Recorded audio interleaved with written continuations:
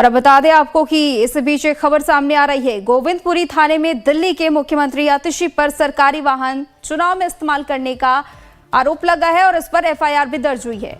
बड़ी जानकारी इस वक्त की, सीएम आतिशी के खिलाफ एफआईआर दर्ज की गई है। इस पूरे मामले में सरकारी वाहन चुनाव में इस्तेमाल करने का आरोप लगा है और अब इस पूरे मामले में कार्रवाई करते हुए एफआईआर भी दर्ज कर ली गई है। गोविंदपुरी थाने में केस दर्ज किया गया है।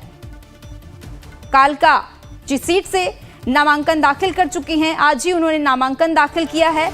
जानकारी मिल रही है कि सीएम आतिशी के खिलाफ एफआईआर दर्ज कराई गई है। उन पर आरोप है कि उन्होंने सरकारी वाहन का इस्तेमाल किया है और इस पर उनके ऊपर एफआईआर दर्ज की गई है। इस पर ज्यादा जानकारी के लिए हमारे साथ संवाददाता प्रशांत त्रिपाठी जुड़ चुके हैं। प्रशांत, अब एफआईआर दर्ज कर दी गई है, ये पूरा मामला क्या, एक बार समझाइए।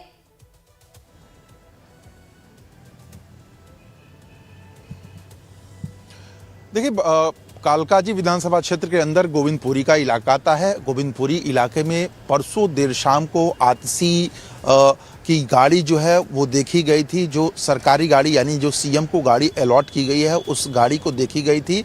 उसी बिहाफ पे जो चुनाव आयोग है उन्होंने गोविंदपुरी थाने में एक कंप्लेन दी है। कंप्लेन में इस बात का पूरी तरह से जिक्र है कि आतिशी की गाड़ी है जिसका नंबर दिल्ली का नंबर ये है और इस गाड़ी का इस्तेमाल किया जा रहा है जो चुनाव आचार संहिता का उल्लंघन है। और इस कंप्लेन के आधार पे पुलिस ने एफआईआर दर्ज कर ली है। लेकिन एफआईआर दर्ज करने में एक बात गौर करेंगे तो आप पाएंगे कि एक्यूज्ड के सामने स्पेस खाली रखा गया है। वहां पे आतिशी का नाम नहीं है लेकिन उसकी एक कॉपी आतिशी को भेजी गई है। तो अब देखना यह है कि पुलिस जो है इसमें क्या एक्शन लेती है। हालांकि पुलिस ने एफआईआर दर्ज कर लिया है और सीधे तौर पे इस बात का जिक्र किया है कि जो इलेक्शन का जो चुनाव आचार संहिता का उल्लंघन है वो किया गया है और सरकारी गाड़ी का दुरुपयोग जो है वो किया गया है और इसी वजह से ये एफआईआर यानी गोविंदपुरी थाने में एफआईआर दर्ज किया गया है।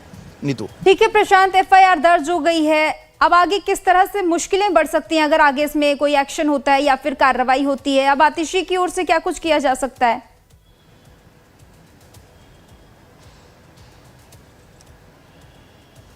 देखिए, आतिशी को एक जवाब देना ही पड़ेगा कि वो गाड़ी में उस वक्त थी तो गाड़ी का इस्तेमाल, वो सरकारी गाड़ी का इस्तेमाल क्यों कर रही थी। चुनाव प्रचार में अक्सर देखा गया था कि कुछ दिन पहले जैसे ही आचार संहिता लागू हुआ था उसके बाद से ही वो सीएम की गाड़ी उन्होंने खाली नहीं किया था, छोड़ा नहीं था और इसका जवाब उनको देना पड़ेगा चुनाव आयोग के सामने जाके। चुनाव आयोग क्या एक्शन लेता है, क्या उनकी एक छोटी सी मामूली सी गलती मान के इसको मामले को रफा दफा करता है या कानूनी प्रक्रिया में जाता है, वो देखने वाली बात होगी। लेकिन सिर्फ एक बार का ये आरोप लगाया गया है उन पे कि सीएम की गाड़ी का इस्तेमाल उन्होंने चुनाव के वक्त एक बार किया है और अब देखना यह है कि चुनाव आयोग की तरफ से इस पे क्या रिएक्शन लिया जाता है।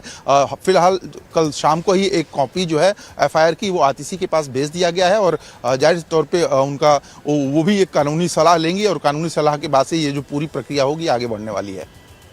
प्रशांत, आप बता रहे हैं कि शाम को कॉपी भेजी गई है, कई घंटे हो चुके हैं, यानी अब इस बात को क्या कुछ रिएक्शन देखने को मिल रहा है आम आदमी पार्टी की ओर से?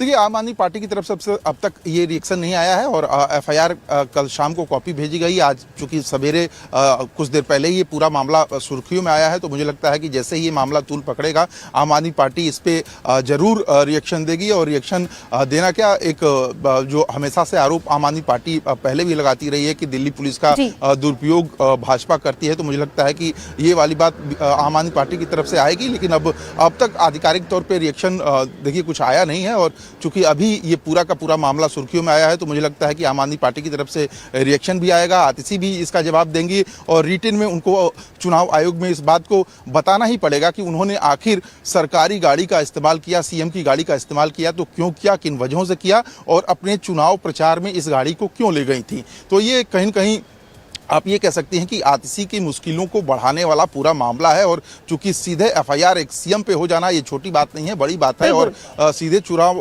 आचार संहिता का उल्लंघन करने का मामला सीधे सीएम पे दर्ज होना। लेकिन अब मैं वही आपको कह रहा हूं कि एक बार फिर गौर करिएगा कि आरोपी के कॉलम को दिल्ली पुलिस ने खाली रखा है लेकिन एक कॉपी उनको भेजी है। इसलिए मैं आपसे कह रहा हूं कि अब चुनाव आयोग की तरफ से क्या एक्शन रिएक्शन लिया जाता है इस पे, ये देखने वाली बात होगी।